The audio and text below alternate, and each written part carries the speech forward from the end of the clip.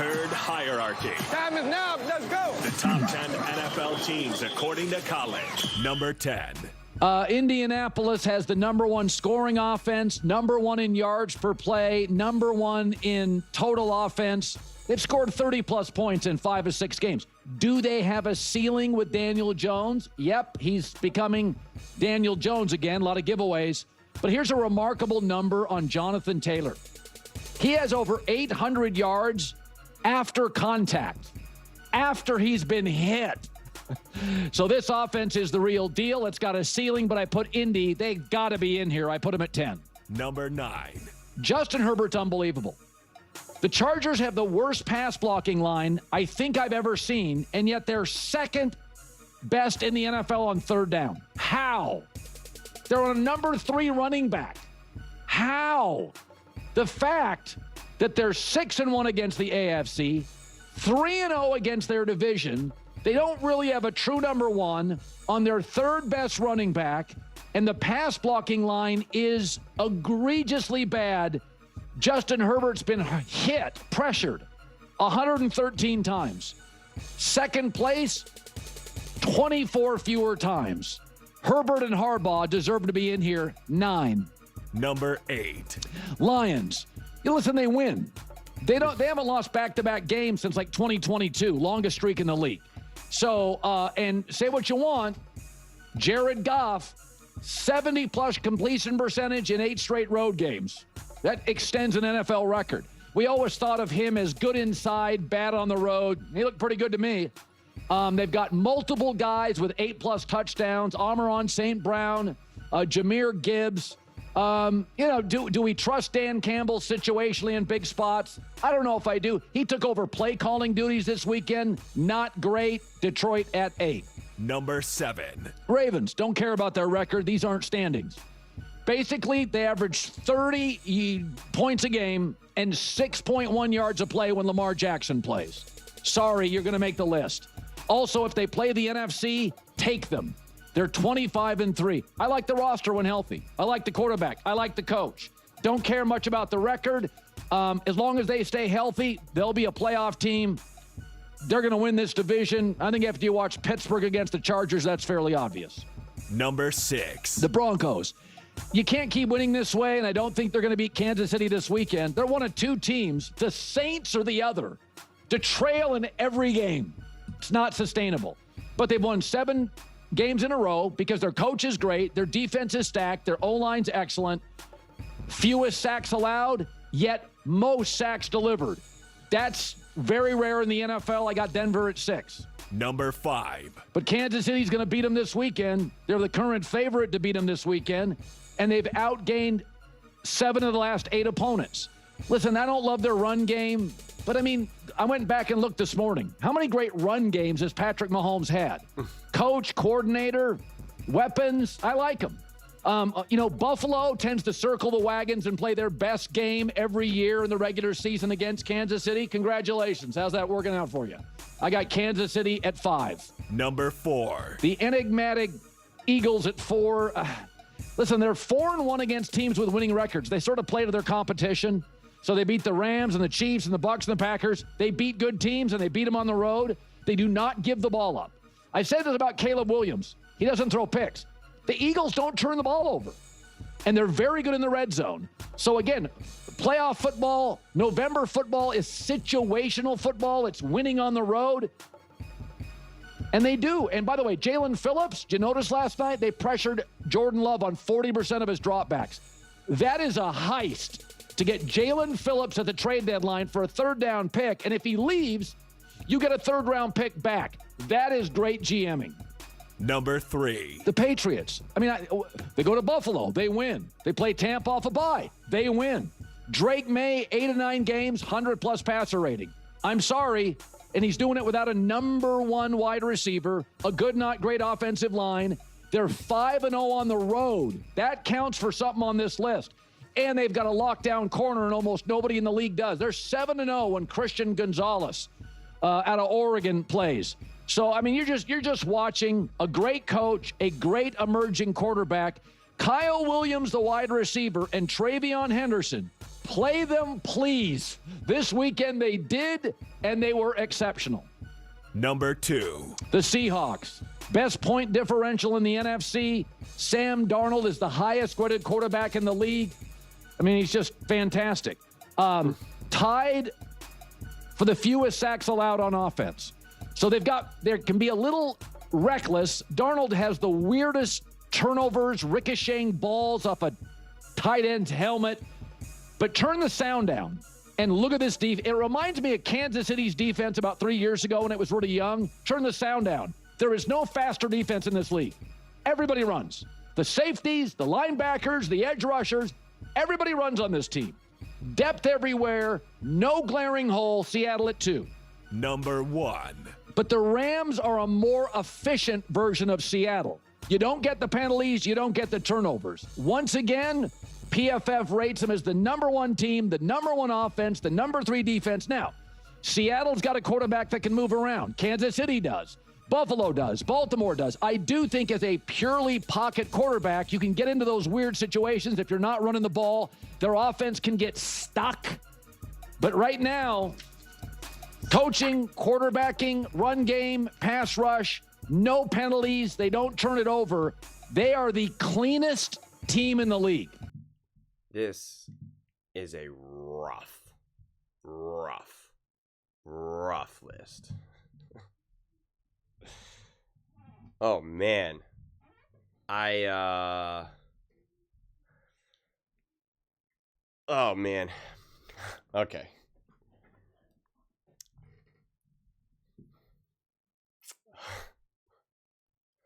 Oh, boy. I honestly, genuinely don't even know how I want to tackle this right now. I really actually don't.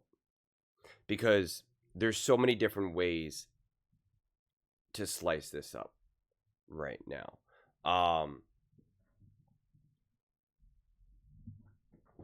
Colin, first off, as you just said, this isn't the standings.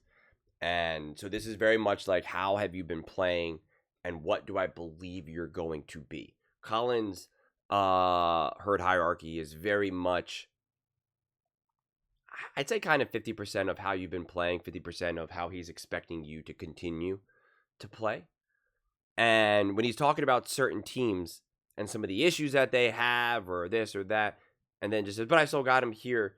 It's like, well, then but that's a problem. That's a problem for what they've done and for then what you're expecting them to be able to do moving into the future. Like the Chargers right now, who are decimated with injuries and O-lines, blah, blah, blah, blah. Like, do you think they can sustain that against top teams? The Broncos, for instance. The Broncos' offense has been largely non-existent. The defense has been great. They've been winning some fascinating games lately. Who do you think would, if Colin had to pick between who he thought would win, the Ravens or the Broncos, or the Lions or the Broncos? I mean, he just said that he thinks that the Chiefs are going to beat the Broncos. So, I don't know. You're saying that the Seahawks are a cleaner team than the Rams, or that the Bills aren't even in this in this top 10 at all. It's just messy to me right now. I normally rearrange this list just off of what Colin has, just off of these specific top 10 teams. And yeah, I don't know. I don't know if I can even do that this time around. I mean, yeah. When I look at these teams, it's just fascinating to see the Rams, Seahawks, and Patriots top 3, Chiefs 5, the Eagles 4, the Ravens at 7, the Lions at 8, like all the usual suspect. Like, everything is so jumbled right now, and I'm not saying specifically because of college. I just mean the NFL now as a whole, which again I think it's great. I think it's great to randomly have the Seahawks being a top team, Drake May and the New England Patriots being a top team. But I guess when we're starting to be in week 11, looking at these herd hierarchies, it is interesting. Like, let's just use the Bills as an example. Who do you got? Buffalo Bills or the Chargers? The Buffalo Bills or the Colts? It's wild card round. Who do you got? Who do you think's rising to the occasion? Daniel Jones or Josh Allen? The Baltimore Ravens versus the Indianapolis Colts. Who you got? Like, it's just that's where my mind just goes to right now. The way how the Eagles have been playing, it's just like the Eagles have actually beat tough teams. The Rams, on the other hand, have not. The toughest team that they played were the Philadelphia Eagles, and they lost. So I don't know, man. It's I also still significantly believe in the Chiefs, big time. Yeah, I think I'm gonna leave this take pretty loose right now, especially because going into this weekend, we have peak barometer games right now. Peak, like, the way how my mind works is I'm very extremely analytical and logical. It's like I talk about this a lot. Like, there needs to be logic behind everything that I'm saying, and I need to have reasons for it. And when I know that we have such a batch of games coming up where there's going to be more information, I think about if I was having this conversation with my close friend who's extreme more analytical and more logical than I ever could dream to be, we would both just say, well, there's no point in trying to figure this out right now because we're going to get so much information on Sunday. We are going to get an insane amount of information on Sunday. And that's what we have here, right? I mean, we have the Bills and the Bucks. We have the Jags and the Chargers. We have the Rams and the Seahawks. We have the Chiefs and the Broncos. We have the Lions and the Eagles. I mean, like, this is box office, man. This is big game after big game after big game. So that's why when I'm looking at a list like this, knowing that the Rams and the Seahawks are playing each other, the Eagles and the Lions, the Broncos and the Chiefs, it's just like my mind can't get there in this moment of time. My mind can't force myself to be like, let's really try to lock in where these teams are, because it seems wasteful to me. It seems unnecessary. It seems to me that you're trying to make a decision before having arguably the most valuable information we could have throughout the course of the entire season. So it's just like my mind just can't get there. I think that's probably ultimately why I'm struggling so much, because it's like I want to see what the Eagles look like against the Lions. I want to see what the Chiefs and the Broncos look like. I want to see the Rams and the Seahawks. The Jags, who I think are an okay team but not a great team. I want to see what the Chargers do up against the Jags. Like, yeah. I mean, the couple teams up there that don't really matter in terms of who they're playing, the Patriots and the Jets, like, that's nothing. And the Ravens and the Browns, that's nothing. And I don't know what the Colts are. Are the Colts on a bye? I guess maybe. But everyone else, it's just like, you're about to learn a lot. The Broncos beat the Chiefs. I mean, that means everything. If the Eagles beat the Lions, that means not everything, but a ton. If the Lions beat the Eagles, that's kind of everything for the Eagles, right? In kind of in the reverse way. The Seahawks beat the Rams. That really validates a lot of the things that I had been saying. If the Rams beat the Seahawks, it's like, that validates a lot of things that Colin has been saying. So it's just, yeah, man, this weekend, man, this weekend's going to be wild. Absolutely, positively wild.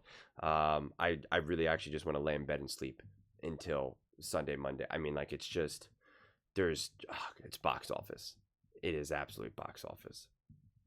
But those are just my thoughts. I'd absolutely love to hear yours. What do you guys all think about Colin's herd hierarchy? Let me know your thoughts in the comments below. I read every single comment. So whether you agree with me or disagree with me, either way, let's get in some discussions. Let's get in some fights. But ultimately, let's just have some fun.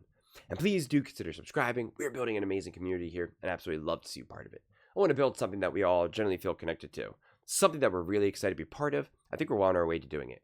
Please don't forget to give this video a thumbs up, as it really does help with the visibility and the algorithm. Thank you so much. See you next time.